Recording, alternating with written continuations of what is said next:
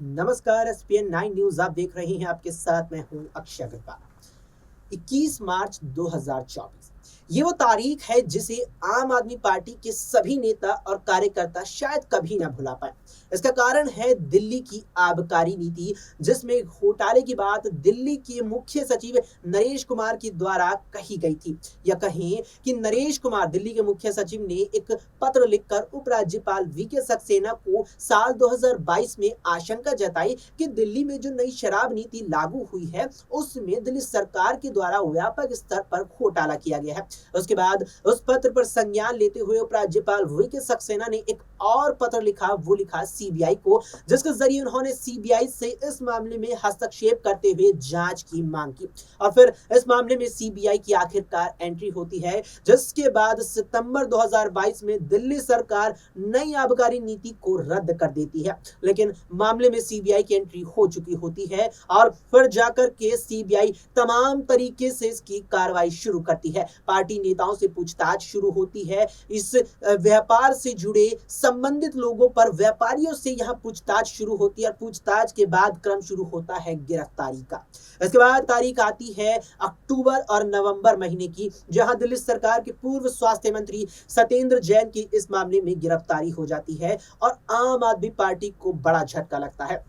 लेकिन ये मामला यहीं तक नहीं थमता। सीबीआई के साथ साथ फिर इस मामले में एंट्री हो जाती है ईडी की, क्योंकि सीबीआई के जांच में ये पता चलता है कि दिल्ली आबकारी नीति में कथित रूप से यहाँ पर जो है मनी लॉन्ड्रिंग भी हुई है, यानी कि वित्तीय अनियमितताएं पाई जाती है और वहां पर एंट्री हो जाती है ईडी की। इसके बाद तारीख आती है 26 फरवरी 2023 की, जब दिल्ली के उस वक्त तक या कहीं की पूर्व उप मुख्यमंत्री मनीष सिसोदिया की गिरफ्तारी होती है। और फिर अगले महीने यानी 9 मार्च को मनीष सिसोदिया की न्यायिक हिरासत को ईडी को ट्रांसफर कर दिया जाता है। और फिर लगातार इस मामले में आम आदमी पार्टी के नेता और उनसे जुड़े कई कारोबारियों की गिरफ्तारी होनी शुरू हो जाती है। फिर एक और तारीख आती है 4 अक्टूबर की, जब पार्टी के संस्थापकों में से एक और राज्यसभा सांसद संजय सिंह की भी गिरफ्तारी होती है। संजय सिंह को 4 अक्टूबर को ईडी उनके राव एवेन्यू स्थित आवास से गिरफ्तार करती है और फिर लगातार संजय सिंह की न्यायिक हिरासत बढ़ती चली जाती है। इस बीच एक और बड़ी कदम यहां पर देखने को मिलता है ईडी के द्वारा, जब वो 30 अक्टूबर को मुख्यमंत्री अरविंद केजरीवाल को समन जारी कर पूछताछ के लिए 2 नवंबर को बुलाती है। लेकिन केजरीवाल पेश नहीं होते और फिर सवाल उठता है कि क्या केजरीवाल अब गिरफ्तार होंगे, क्योंकि नियमों के मुताबिक ईडी 3 समन किसी व्यक्ति को पूछताछ के लिए भेजती है, पूछताछ के बुलाने के लिए, और अगर वो 3 समन को नजरअंदाज करे तो फिर ईडी कोर्ट में जाकर गैर जमानती वारंट उस व्यक्ति के खिलाफ जारी करवा सकती है और फिर उसे गिरफ्तार कर सकती है। लेकिन मुख्यमंत्री होने के नाते केजरीवाल के पास कुछ विशेष अधिकार थे, जिसके चलते उनकी गिरफ्तारी इतनी आसान नहीं थी। लेकिन फिर आखिरकार तारीख आती 21 मार्च की, जब मुख्यमंत्री को गिरफ्तार ईडी कई समन नजरअंदाज करने के बाद कर लेती है और उसके बाद से ईडी साथ में भारतीय जनता पार्टी की केंद्र सरकार को लेकर आम आदमी पार्टी के कई नेता और कार्यकर्ता और भी ज्यादा हमलावर हो जाते हैं। इस बीच लगातार आम आदमी पार्टी के नेताओं के द्वारा प्रेस कॉन्फ्रेंस की जाती है। हालांकि 2 अप्रैल के दिन पार्टी को संजय सिंह की जमानत के रूप में राहत मिलती है, लेकिन संजय सिंह भी जेल से बाहर आते ही बीजेपी पर पूरी तरीके से हमलावर हो जाते हैं। इस बीच संजय सिंह का एक और नया प्रेस कॉन्फ्रेंस सामने आया, जिसमें वो बीजेपी पर बहुत अच्छी तरीके से हमला करते नजर आए। जरा देखिए इस वीडियो में संजय सिंह ने क्या कुछ कहा। मैं बार बार ये कहता हूं कि भारतीय जनता पार्टी को भ्रष्टाचार से कोई परहेज नहीं है, बल्कि भ्रष्टाचार की सबसे बड़ी संरक्षक पार्टी कोई अगर है तो वो है भारतीय जनता पार्टी। ये बात इलेक्टोरल बॉन्ड में भी सामने आ गई। ये बात इस बात से भी साबित होती है कि अपने चंद पूंजीपति दोस्तों का भारत की सरकार ने और प्रधानमंत्री जी ने 15 लाख करोड़ रुपए माफ किया। 3.5 लाख करोड़ रुपए बैंकों के सेटलमेंट के जरिए चंद पूंजीपतियों का माफ किया गया। लेकिन उससे भी बड़ा मामला जो पूरे देश को हैरान कर देगा, पूरे देश को अचंभित कर देगा, कि जिस 2G के खिलाफ खुद भारतीय जनता पार्टी के लोग चौराहे चौराहे पे, गली मोहल्ले में भारत के प्रधानमंत्री से लेकर पूरी पार्टी तक आंदोलन कर रही थी, प्रदर्शन कर रही थी, आवाज उठा रही थी और बार बार ये कह रही थी कि ये तरीका ठीक नहीं है, फर्स्ट कम फर्स्ट सर्विस की, फर्स्ट कम फर्स्ट सर्व की जो पॉलिसी है वो गलत है, यही आरोप था। और 2012 में माननीय सर्वोच्च न्यायालय का ऐतिहासिक जजमेंट आया, ऐतिहासिक जजमेंट। उन्होंने कहा कि स्पेक्ट्रम जो बांटे जाएंगे, उसके लाइसेंस जो बांटे जाएंगे, उसकी नीलामी होनी चाहिए, उसका ऑक्शन होना चाहिए, उसको फर्स्ट कम फर्स्ट सर्व के बेसिस पे नहीं देना चाहिए। पहले आओ पहले पाओ की नीति को माननीय सर्वोच्च न्यायालय ने पूरी तरीके से नकारते हुए 2012 में ऐतिहासिक निर्णय दिया और कहा कि किसी भी हालत में पहले आओ पहले पाओ की नीति नहीं लागू होनी चाहिए, बल्कि स्पेक्ट्रम लाइसेंस के लिए आपको ऑक्शन का प्रोसेस अपनाना पड़ेगा, नीलामी का प्रोसेस अपनाना पड़ेगा।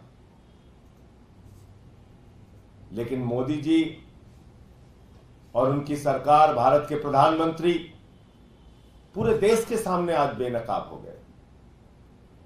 इन्होंने 2023 में जब 150 सांसद सदन से बाहर थे, उस समय वही नीति जिसके खिलाफ प्रधानमंत्री जी थे, वही नीति जिसके खिलाफ भारतीय जनता पार्टी थी, वही नीति जिसके खिलाफ पूरा देश था, वही नीति पास कर दी, पहले आओ पहले पाओ की नीति।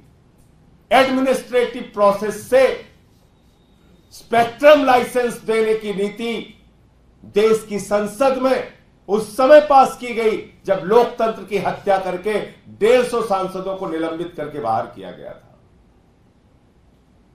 और अब सुप्रीम कोर्ट पहुंच गए। कहने लगे, हुजूर माई बाप, आप ये क्या कर रहे हैं? अगर हम ऑक्शन प्रोसेस में जाएंगे तो उससे तो देश का भला होगा, उससे तो देश की आमदनी बढ़ेगी, हमारे दोस्तों की आमदनी कैसे बढ़ेगी, हमारे सरकार की लूटखोरी कैसे बढ़ेगी, भ्रष्टाचार कैसे बढ़ेगा?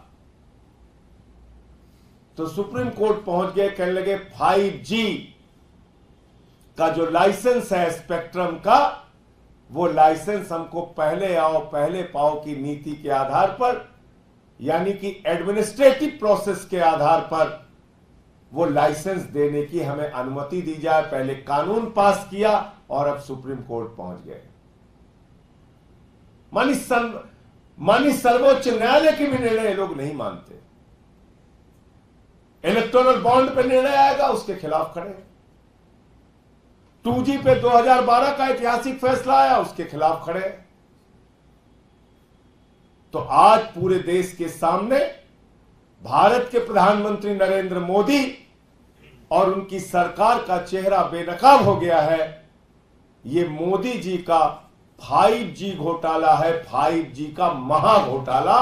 अपने दोस्तों के लिए वो सब कुछ करने के लिए तैयार है। तो सुना आपने यहाँ पर कि संजय सिंह भारतीय जनता पार्टी पर बड़ा आरोप लगाते नजर आए। साथ ही लगातार ये बात कह रहे हैं कि अरविंद केजरीवाल को जेल में मारने की कोशिश की जा रही है, उन्हें जहर दिया जा रहा है। ये दावा लगातार आम आदमी पार्टी के नेता कर रही हैं। बता दें कि संजय सिंह जब जेल से बाहर आए, जमानत उन्हें मिली, तो वहां पर बड़ी भूमिका ईडी की तरफ से पेश हुए वकील ने भी अदा की, जहां सर्वोच्च न्यायालय ने उस पूछताछ के दौरान उनसे पूछा था कि क्या आपको संजय की जमानत से कोई आपत्ति तो नहीं है। इस पर ईडी की तरफ से पेश हुए वकील ने कहा था कि नहीं, हमें कोई आपत्ति नहीं है।